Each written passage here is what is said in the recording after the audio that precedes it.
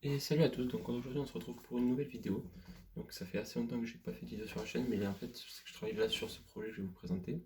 Ça fait à peu près 6 mois je pense, un peu moins, peut-être 4 mois, 4-6 mois que je regarde sur Instagram quand j'ai posté le premier post, que je travaille sur ce projet. Donc qu'est-ce que c'est ce projet? C'est une réplique d'Airsoft de M4, un modèle M418, modélisé et réalisé entièrement en 3D. Les seules choses qui ne seront pas en 3D, ce sera le moteur et les différents ressorts. Donc même la gearbox interne sera réalisée en 3D. Donc là, je vais vous présenter une majorité des pièces, sauf du coup la gearbox et la partie hop-up que j'ai pas encore imprimée. Donc c'est les prochaines pièces que j'imprime. Sinon tout le reste a déjà été imprimé. Et oui, aussi la partie qui sera pas réalisée en 3D, c'est le canon interne. Du coup, pour garder une précision, du coup, je l'achèterai réellement. Donc là, il y a toutes les pièces pour la partie externe. Et il manque juste le chargeur. Voilà. Donc je vais vous faire quelques plans des pièces et on se retrouve après pour la présentation.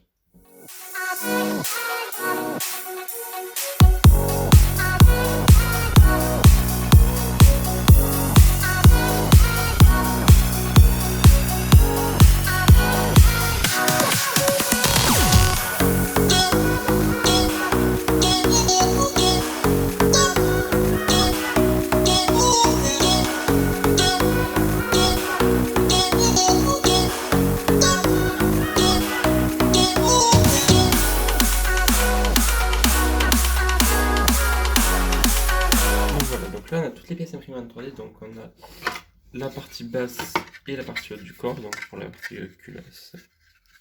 Donc en réalité, ceci c'est deux pièces séparées, mais j'avais pas laissé assez de jeu, et du coup quand je les ai enfoncées, elles se sont déboîtées, donc j'ai dû les coller en un seul bloc, donc ça va être problématique quand je devrai assembler cette pièce qui tiendra le moteur, mais bon, on se débrouillera. Ensuite, donc là, les deux parties qui s'emboîtent les unes dans les autres. Là, on a le tube de crosse qui s'emboîte du coup dans la crosse. Donc là, il y a la partie arrière de la crosse. Voilà. Le garde-main qui vient s'emboîter comme ceci, qui se clipse, qui se visse avec 4 vis là-dedans. Et j'ai pris dans le sens, super, hop, voilà.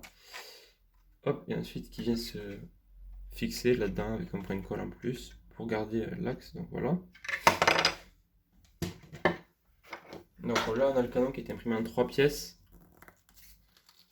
Et ensuite, du coup, le tube de canon passera à l'intérieur, comme sur une réplique classique. Donc il faudra que je lisse les morceaux ensemble. Le cache-flamme qui s'emboîte parfaitement. Voilà, qui bouge pas de jeu, nickel. Donc le pas de vis, ça va très bien. Voilà, du coup, tous les pas de vis fonctionnent parfaitement. Voilà, donc ici c'est un assemblage de 3 pièces en réalité, en fait ce n'est pas qu'un seul bloc.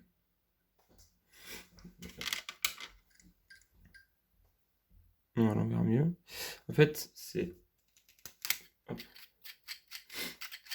une bague en fait qui va permettre de maintenir, qui s'emboîte en fait dans la partie ici et la partie ici. Du coup, elle s'emboîte, pardon, pas celle-ci, celle-ci, qui s'emboîte entre les deux, c'est pour maintenir le bloc du canon. Ensuite, on a cette partie qui va venir s'emboîter avec la fente dans le joint, avec le joint hop-up. Du coup, ensuite le canon vient se visser. Si je me mets pas en face, ça ne marchera pas. Hop. Voilà, pile dessus, donc c'est parfaitement emboîté, ça tient bien, il n'y a pas de jeu, c'est nickel. Et en fait, cette bague, du coup, en fait, elle permet du coup de garder l'axe du canon dans le garde-main. Donc les deux se vissent entre elles. Il faut juste faire attention au sens. Hop. Voilà. Et ensuite, du coup, ça s'emboîte comme ça. Cette partie et cette partie, elles s'emboîtent là-dedans. Donc on voit qu'il y a un petit décalage qui permet de les verrouiller. Et ensuite, le reste s'emboîte dans ces pièces-là. Donc là, c'est normal, si vous voyez des bavures et tout, c'est que ça n'a pas été encore nettoyé. C'est tout, c'est tout. Ensuite, du coup, on a la partie pour... normalement, sur les vraies répliques, enfin, sur les vraies armes à feu, c'est la partie qui s'emboîte ici et qui permet de faire tirer et d'avoir l'éjection de cartouches. Là, j'ai la plaque d'éjection de cartouche qui s'emboîte ici. Voilà.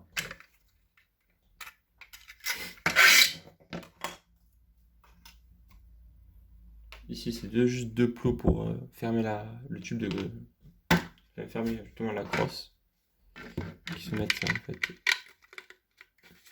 ici.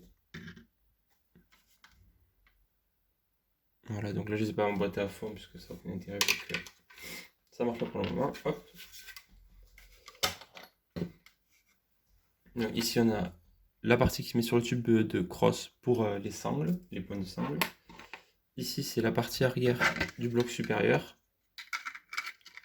Donc il se met ici, en fait je l'ai dû le couper en deux morceaux par rapport à, du coup, à cette pièce en fait qui vient se clipser d'abord par l'intérieur, qui sera collée avec de la résine pour pas que ça bouge en fait, et ensuite cette pièce vient ensuite se clipser là-dedans. Du coup ça permet que cette pièce soit vraiment verrouillée et ne bouge pas. Et du coup cette pièce vient se visser en fait dans le tube de crosse. Donc là le filetage aussi est nickel.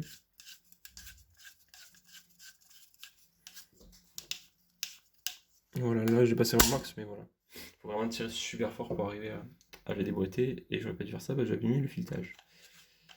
Ensuite, normalement il y a une bague supérieure qui vient se visser dessus, qui permet de s'emboîter, qui permet de verrouiller avec toute la partie inférieure et supérieure.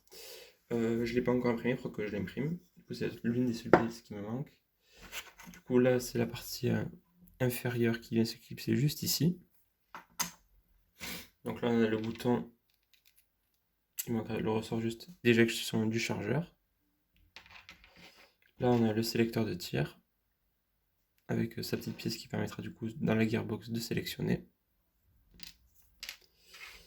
Et puis c'est tout, voilà, on a toutes les parties ici. Donc je vais juste vous faire un assemblage vite fait des pièces essentielles pour que vous voyez un peu la tête de la réplique une fois assemblée.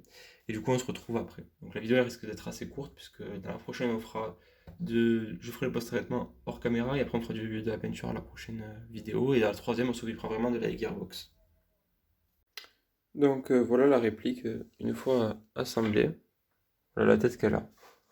Donc là, il n'y a rien qui a été collé, tout a été encore forcé, poncé, il n'y a rien qui a été poncé, voilà. Donc voilà, donc je trouve qu'elle ressemble pas mal. Donc, prochain épisode, on s'occupera de la peinture, donc on va la faire sûrement en couleur tan un peu sableuse. Donc les parties noires resteront noires avec un peu de tache de sable.